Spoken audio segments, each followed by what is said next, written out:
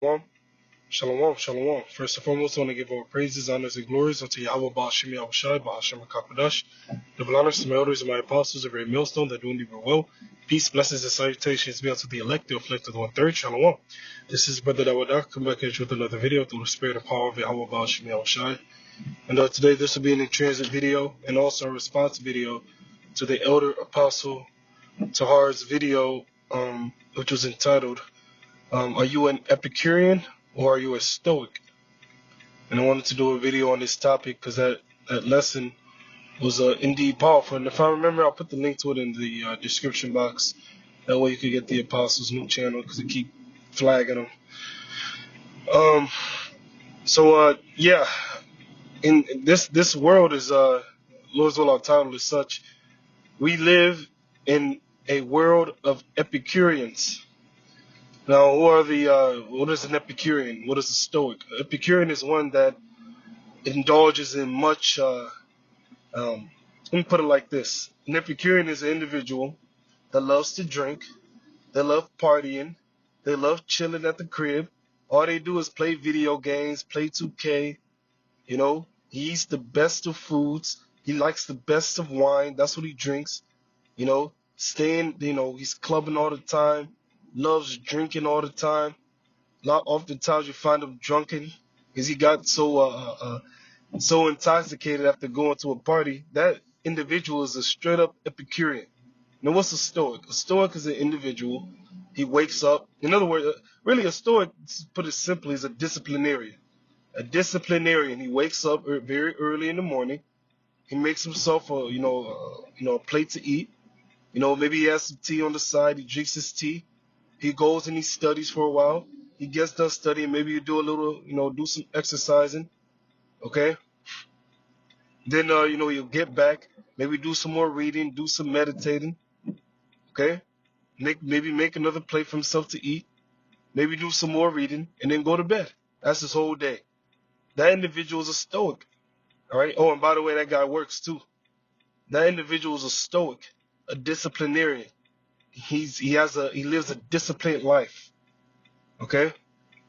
Now, oftentimes, really, before I say that, when you come to this truth, you point blank period have to be an Epicurean. Wow, that was Satan. You point blank period have to be a Stoic. You cannot be an Epicurean, because an Epicurean, that's an individual that loves this world. Now, what did the Lord say through the mouth of his prophets concerning loving this world? Love not the world, neither the things that are therein. All right, if any man love the world, the love of the Father is not in him. I believe that's in 1 John. I want to say the third chapter. See the second or third chapter, I believe. So you're not supposed to love this world. Okay, an Epicurean is a lover of this world. That's why a lot of your friends, when they see you change your life of being an Epicurean, all you do is, go to the club, you was smoking, you was drinking all the time, you was partying it up, always online. You that one friend that's always online on Xbox or PlayStation all the time. You always online. Why? Because you ain't, probably didn't have a job, or, if you did have a job, basically you would go maybe for a few hours, and then you come back and you kick back, or you go to some type of party. Then you go and play the game. You have a lot of jakes that don't have a job, and all they do is run up their parents' bills, primarily their mother's bill, all right, playing the game all the time. That individual is a Epicurean, a lover of pleasure, whereas a Stoic is a lover of discipline. Okay? So when they see you change from being an Epicurean, from being a lover of pleasure, and you've been transformed into a lover of discipline. You're no longer, going out to clubs. You're no longer, it's like the apostles say, the club is one of the worst places you could possibly be. You know how many people get shot in the club? Moreover, it's a whole bunch of adultery going on in these different clubs. That's why when Sakari went out to to the club on the Passover, that's why he got rebuked so strongly, because one, you shouldn't even be there. There's a lot of adultery that goes on there. All right. Two, it was on the Sabbath. Three, it was on the Passover. Four, they put it all on camera. So it was like, what is going on? Now the scriptures say, be separate. Scriptures say, the friendship of this world is enmity with the Most High. We ain't supposed to love this world. This world is incredibly wicked. And that's why, if you want to get the best example of the modern day Epicureans, just go on a college campus on a Friday evening. Go on a Friday evening or even a Saturday afternoon. You'll see a bunch of Epicureans. And all they do is drink, party, you know? And here it is, after they live their weekend of being an Epicurean, they try to switch back into being a Stoic, you know, trying to get into, you know, the books and whatnot. But really, that individual is an Epicurean, okay? Because they're not disciplined. You go to these college campuses, there's nothing but lewdness going on in these different fraternities, sororities, so on and so forth. You go out, the average Jake, he's an Epicurean. When you come to this truth, you depart from all that. Scripture speak about being born again. All right, what's that? Colossians. It speaks about being born again. All right, putting off the old man and his deeds. What's the old man? That's the nigga that we were back when we were in the world. The Epicurean that we were back when we were in the world. That we put off all those wicked deeds, wicked acts that we was doing. Yeah, Jake that'll, you know, stick people up. Jake that'll shoot people. Jake that was in gangs, this, that, and the third. That's all part of the deeds of the old man. When you come to the truth, you have to put on the new man, which is renewed in the spirit of his mind. Through what? Through this knowledge. Through this truth, you become renewed. All right? You put off that behavior. You become a disciplinarian. Now you're focused on, oh, I got to do my videos. Oh, I got to study. Oh, I didn't study. I need to study. This, that, and the third, right? Now, there's a video where a brother in the faith posted a comment on the Elder Apostle Bar's channel, and he said, he was like, you know, Shalom Apostle, YAHAWASHI, QADASH, RAWCHAA. My wife tells me that I hardly smile anymore. Now that I'm, you know, been awakened to this knowledge, I barely smile. Which is rightfully so, because he's become a disciplinarian. He's become a Stoic, okay?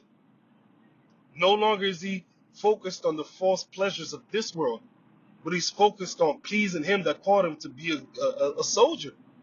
You know, Scripture speak about pleasing him who have called you to be a soldier. We're soldiers for Yahweh Shem Yahushai. And the word soldier goes back to the word solitary or solitaire, roughly paraphrasing. You know, basically a loner. And that's how we are. We're loners. That's why oftentimes, you know, when you want to really get into these scriptures, when you want to do lessons, when you want to do videos, oftentimes you want to be alone. You know, even if you have family, you got children, really you want to be alone when you're really getting into this word. All right? You want to be alone. Because, hey, this knowledge, this truth that we have, it's like it's not like, it is our woman, Sophia, wisdom in the Greek. So we love this wisdom. And we love getting intimate with this woman, which is this wisdom. You know, it's sweet in our lips, just like how a beautiful woman is. She's sweet. She brings you much pleasure. All right, when you're spending that quality time with her. Well, that's what we do when we get into this word, get into these scriptures, studying, learning. You know, listening to videos or getting intimate with this woman, which is wisdom, getting more acquainted with her. All right. And this is a woman that you have to give a lot of time in order to please. All right. You have to constantly, you know, pour out your time into this woman. Give her that quality time. How do you do that? By way of studying, by way of teaching, by way of listening to lessons. That's how you nurture that wisdom. That's how you give that woman the attention that she needs. Otherwise, what happens with the regular woman if you don't, or an actual woman, if you don't give her attention? What happens? She leaves you. Same with this wisdom. If you don't give her attention, if you don't constantly pump out lessons, you know, if you're not pumping out lessons, if you're not, you know, studying this word, then this wisdom will leave you. All right. So, hey, we in this knowledge, we in this truth, we're truly Stoics. All right, Stoics of Yahweh Shem Yahushai. That's how you have to be in this truth. All right. The scriptures say, that which thou hast already, hold fast till I come, that no man take thy crown. What is it that we have already? This knowledge. So we have to hold on to this knowledge, even unto the end. Matthew 24:13, and he that shall endure to the end, the same shall be saved. So we have to endure unto the end. All right, 1 Peter, all right, the first chapter speaks about in receiving the end of your faith, even the salvation of your souls. When does the salvation come? At the end. So we have to hold on to this wisdom even unto the end. All right. Some of us are Lord's will for part of the Lord's elect. Some of us will actually be suffer beheading, and that'll be our way of glorifying Yahawah Ba'al YAHAWASHI. All right. Some certain members of the elect will endure throughout that time of Jacob's trouble and will get beamed up into those ships, even into those chariots. All right. Which though the brothers that get beheaded, they also have endured unto the end. That's the end of their path. All right. So either way, whether you're as it is written, we which are alive and remain shall not prevent them which are asleep. All right. So the brothers that died in the faith, they're going to get risen up first, as it is written, for the dead in YAHAWASHI shall arise first. All right. So whether you die in this faith or whether you make it unto the end and get beamed up into those ships, either way you're still good. So we in this truth we have to be Epicurean. There goes Satan again. We have to be Stoics, and we cannot be Epicureans, because the false pleasures of this world, they don't satisfy you. That's why the scriptures say, "Be not desirous of his dainties." All right, in the book of Proverbs. All right, be not desirous of his dainties. Don't be desirous of Esau's deceitful lifestyle that he claims he can offer.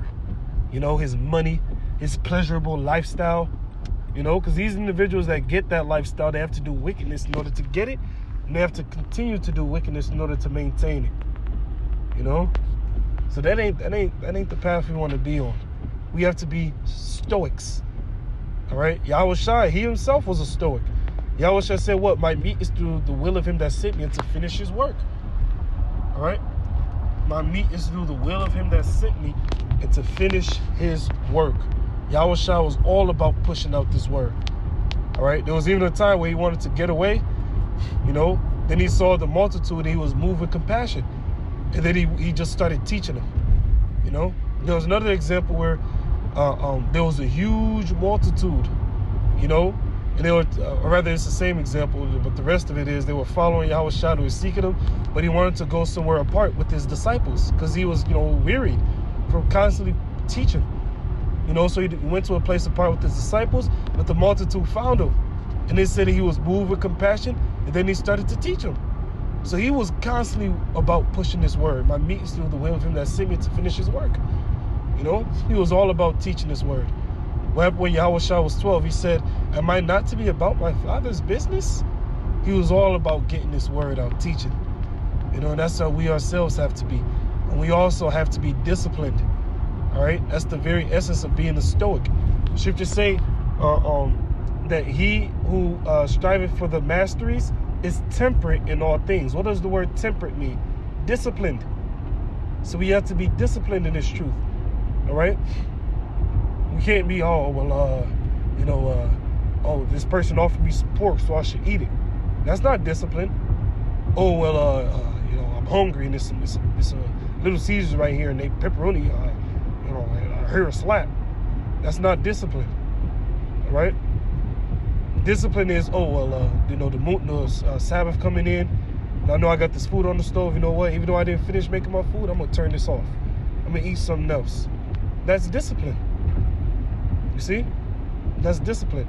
I know I got me some leftovers. I'm just going to microwave it. See? That's the individual that is disciplined. Being temperate, disciplined, showing self-control. All right? Because you have to make your flesh, all right, the servant of the spirit. All right? You have to be in a situation where your spirit rules over your flesh, not your flesh ruling over your spirit. All right? You have to bring this flesh into subjection. All right? That's what Apostle Paul said. He said that I keep under my body, meaning he disciplined himself, and bring it under subjection. All right? So he disciplined himself. And that's how we ourselves have to be. So with that, I believe the point was made. All praises, honors, and glories be unto Yahawah, Ba'al YAHAWASHI, Ba'al QADASH. Double honors to my elders and my apostles of Great Milestone that doing it well. Peace, blessings, and salutations be unto the elect, the old elect of the 1/3. With that being said, Shalom. RAWCHAA. Shalom.